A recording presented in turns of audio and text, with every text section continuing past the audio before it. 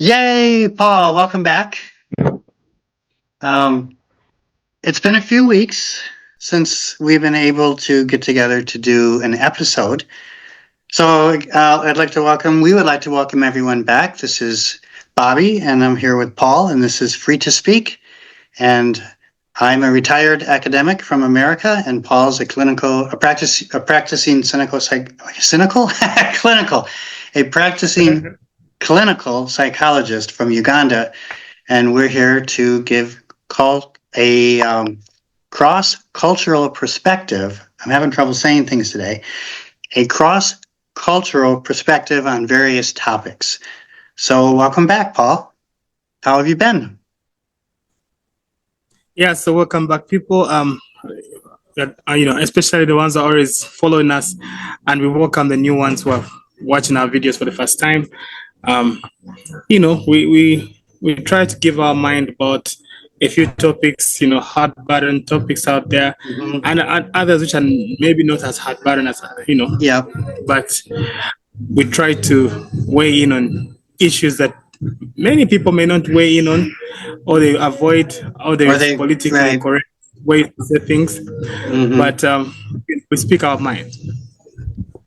That's why we are free to speak. Yes. Free to speak. We welcome all perspectives here. We're not going to censor. And in fact, we recently had a comment from somebody, Paul, who said that their comment was removed from YouTube, and we didn't remove it. So sometimes YouTube might censor people's comments, but we don't censor comments. So, but some of the things, Paul, that we've been talking about lately. So a few weeks ago, we met, and we haven't been able to meet for a few weeks here. And that's because you moved to a different location. You got a new job, and we used to live in the same neighborhood, and that made it very easy for us to get together and do these videos. But then you got a new job, you moved to the other side of town, and then I have an online business, and I've gotten several new projects that are very time consuming, and it's just been very difficult for us to find the time to travel across town, to actually do a video. So what we're trying to do now is do this online virtually, and we're seeing how this works. So hopefully this is going to work, Paul. But yeah, go ahead. It helps us to look forward, in a future sense, because as we can all see, Robert is not a Ugandan. So at some point he might be in the country. And if this is something that can be done virtually, then it will, we're finding out ways that we can do things without meeting physically. So we hope it works. Right. So several weeks ago, Paul, we started going over some of the comments that we had received, and we didn't quite get through all of them because then we got off of those comments to talk about the Israeli-Palestinian conflict. And we got some interesting responses to that video. So sometime today, I would like to talk about some of the responses that we got, because there was a rather interesting comment that was directed at you with an accusation that you didn't understand the history of your own country. And I want to give you an opportunity to respond to that comment. But before we get to that, I thought it would be interesting to talk about Donald Trump's victory in the United States. So Donald Trump has won for president of the United States, which was a shock to a lot of people, but to others it was not. And I figured we could talk about this now because it's timely. If we talk about this a week or two from now, it'll be a little late. So it's best to talk about this immediately after it happens. And one of the things that I found interesting is that I heard about it. The first time I heard about it was from my wife telling me after she heard from somebody else who told her. And one of the things that I find interesting is here in Uganda, there seems to be a lot of interest in what's happening with the American elections. And do you see that as the case? Do you think that people here in Uganda are interested in what's happening in the American presidential election? And if so, if that interest is there, why do you think that interest is so high here? Yeah, so I'll just give my personal experience with it. Mm-hmm. The different reasons people are interested. Some people are interested for the fact that um, they're not left behind with by news, in a sense that I don't get caught as someone who is ignorant about what's going on around the world, and not necessarily because they are interested in American politics, but there's that category.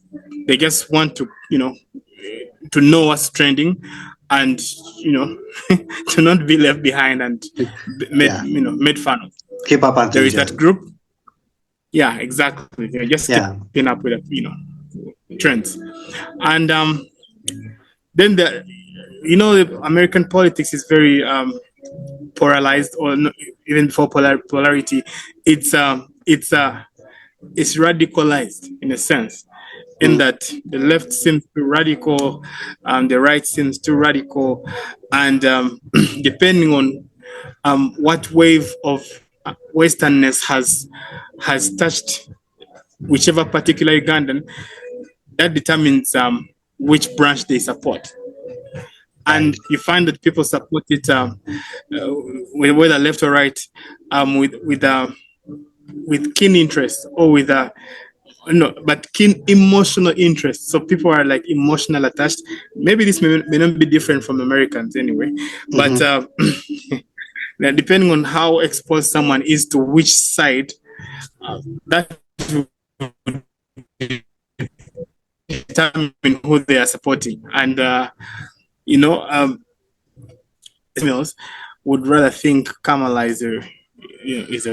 was a better candidate. And when you ask them, okay, why Kamala, why not Trump? And the main reason is, Trump is a rapist and Trump is a racist.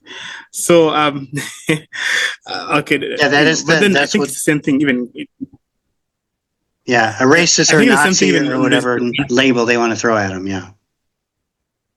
Yeah, so I think there's been a far-reaching effect on from the media to the average, even the average Ugandan who is a little bit following up.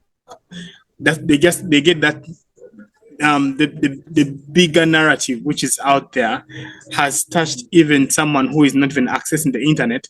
When they hear the name Trump, they just know a few things. Okay, he's a rapist, he hates women, and he wants to chase Africans from America. He wants to chase them out from. He's a white supremacist, so that's the average Ugandan's perspective on the U.S. Political spectrum. But then there are those who are, into it. They're always online and they're always actually following up things, especially like now, like since the media has been someone to subscribe to the right.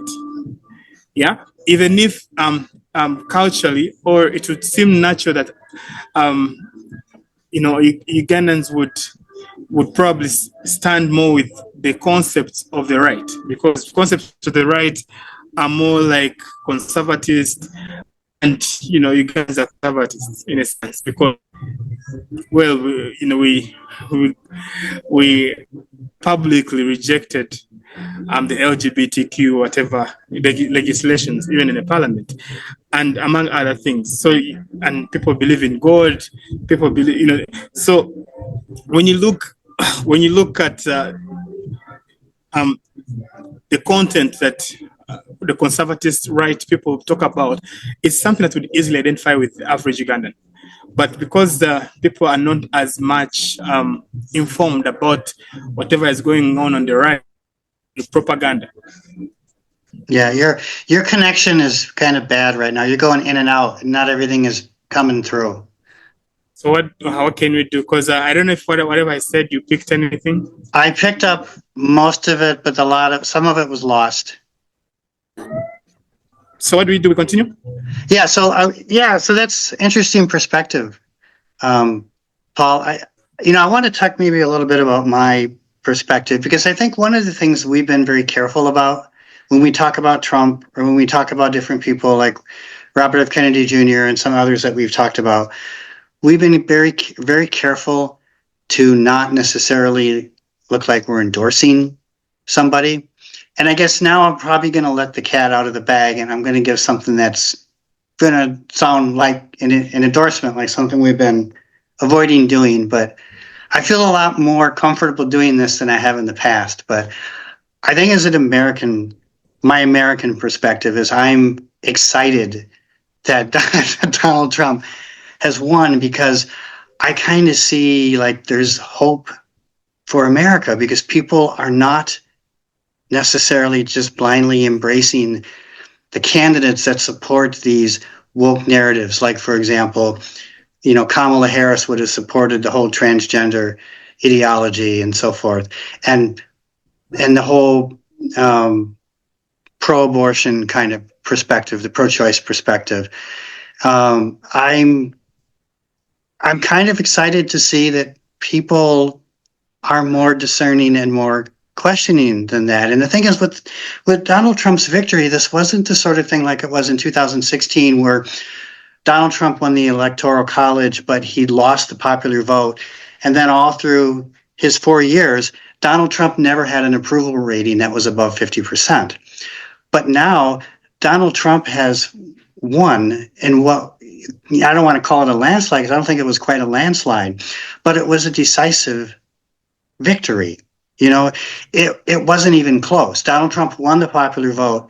He won the popular vote, and he won, of course, the Electoral College. And I don't know if you're familiar with the way the system works in the U.S., but you don't become president by winning necessarily the popular vote, by getting more votes than the other person. You actually have to win states. And so, for example, in my home state, Michigan has a certain number of electoral votes based on the population. And if you take Michigan, you take all of those votes. So it doesn't really matter who wins the popular vote. It matters who wins the Electoral College. And one of the things with this election is that Donald Trump won the popular vote and he won the Electoral College. And when you listen to the pollsters and the news media in America prior to the election, you heard a lot of talk about how close it was, and it was going to be a tight race, and we're just not sure how this is going to go. And you compare that to 2016, when they said Hillary Clinton was going to win in a landslide, and then Donald Trump comes back and wins, and now they're saying, well, it's close. And then when it actually happens, it's not even close. And you can't trust these people. They're promoting their own narratives. They're putting out there what they want to see happen in hopes that they can influence it to go in the direction that they want. But the reality is, I speak as an American, we are the ones that have the power to go out there and cast our votes and make a difference. And that gives me hope in a sense, because it shows that people aren't just blindly accepting whatever the media is telling them. They're not just blindly accepting whatever the pollsters are telling them. They're not listening to the narratives that Trump is a Nazi, Trump is a racist, Trump is all these things that they're calling him. They're actually looking at issues themselves and coming to their own conclusions. And that gives me hope for, my country, because I've been very discouraged lately over what I see happening, and to me, this is a positive thing. So that's my thought on it.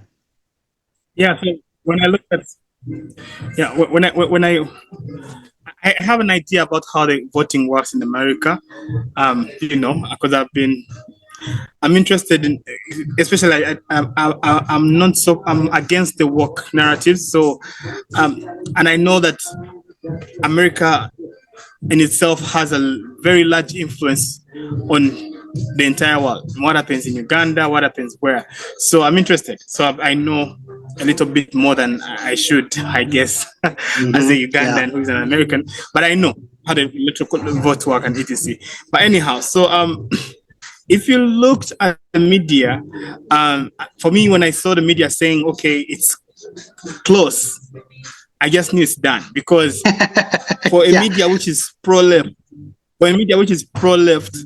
if it were close, they would say it's she's a little bit about. But the fact that they reclined and started saying it's close, I just knew it must be looking really bad. Right. I hear you. Yep. So, so I think this has been a good, I don't want to say a good jumping into the water kind of thing again, Paul. And we don't really have a whole lot of time to continue because actually I have to get ready for something else here. I got another event coming up. But we wanted to do this video to kind of jump back in the water, get another video out, and maybe discussing the presidential election in the U.S. would be a good way to do that. So do you have any final comments before we end this? And next week we'll get, I talked about how maybe we would talk about some of the comments that we got in response to our last video. Maybe we can do that next time because I'm just looking at the clock and I actually got to get going. So do you have any other final comments to add, Paul? About the U.S. votes election? Yeah. Yes. Yeah. So yeah. Okay, I can do that. So an interesting bit is that with how unpopular now, like the African perspective or Ugandan perspective, with how unpopular Trump, the narratives have made Trump look like on the African scene, especially for the very, very average African who is not so invested or who is not, so inquisitive and, looking beyond what is being told. People you'd think Trump is hated in America. You'd think people do not like Trump, but it was surprising because last I checked on the polls, I think on the popular vote, Trump has over 74 million votes. I think I don't know the exact number, but he's got at least that. Yes, I haven't seen the latest number. The last time I checked, it was 74.4. I think now it's like 74.5 where it stands. But you can't. If someone is hated as they portray him, how did he gather? How did he get that many votes? 5 million. And if Trump is a racist, and if Trump is a racist and his supporters are racist, are you telling me there's 75 million racists? I know. It doesn't make sense. Now that looks so bad. Yeah. So so for me, it shows that there's a lot behind the screen that we are shown. They show, like, even I think one of our previous videos I talked about America being misrepresented because the average Ugandan would think Americans are all woke. They would think Americans gracefully embrace LGBTQ. They encourage it. They would think that, but it is not all of them. Very many millions of them do not believe in these things, and they're as radical or as traditional as even African. And I think these figures that Trump has posted are going a long way to prove my hypothesis in that regard. Yeah. All right, then we'll wrap this up for now, and we'll try to find another time to do another video, and we'll try to get that out in another 7 days. So I guess bye for now.